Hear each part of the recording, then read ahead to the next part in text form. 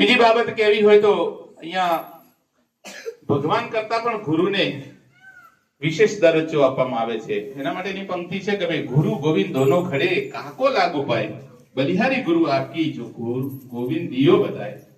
ત્યાં ભગવાન અને ગુરુ બે સામસામે આવી જાય, એક સાથે ઊભા હોય તો તમારે પગે લાગવું હોય તો પહેલા કોને પગે લાગવું, એવો એક પ્રશ્ન શિષ્યના મનમાં થાય છે।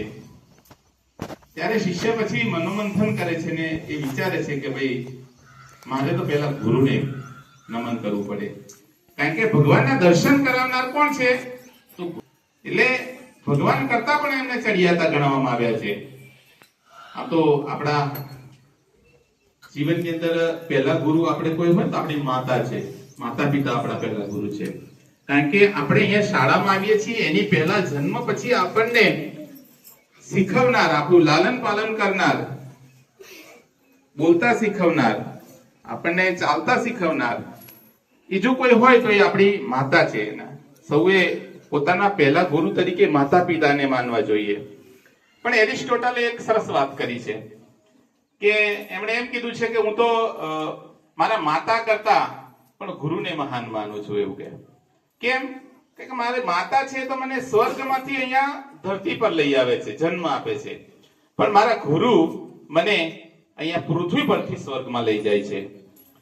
એટલે ગુરુ વિશેની ઘણી બધી બાબતો છે અને એ હંમેશા આપણે આપણા વિદ્યા કાળ દરમિયાન ગુરુ પ્રત્યે હંમેશા આદર સન્માન રાખવું જોઈએ। ઘણા પછી જોવાની આપણી દ્રષ્ટિ ગુરુ પ્રત્યેની કેવી છે એના પર આધાર રાખે છે।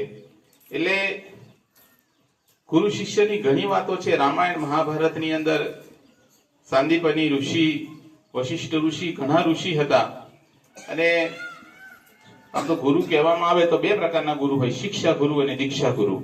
જેને આપણને શિક્ષણ આપ્યું છે, અક્ષર જ્ઞાન શીખવ્યું છે એ આપણા શિક્ષા ગુરુ, અને જેને આપણને આત્મજ્ઞાન શીખવ્યું છે, સાચો રસ્તો બતાવ્યો છે, સાચો માર્ગ બતાવ્યો છે એ આપણા દીક્ષા ગુરુ।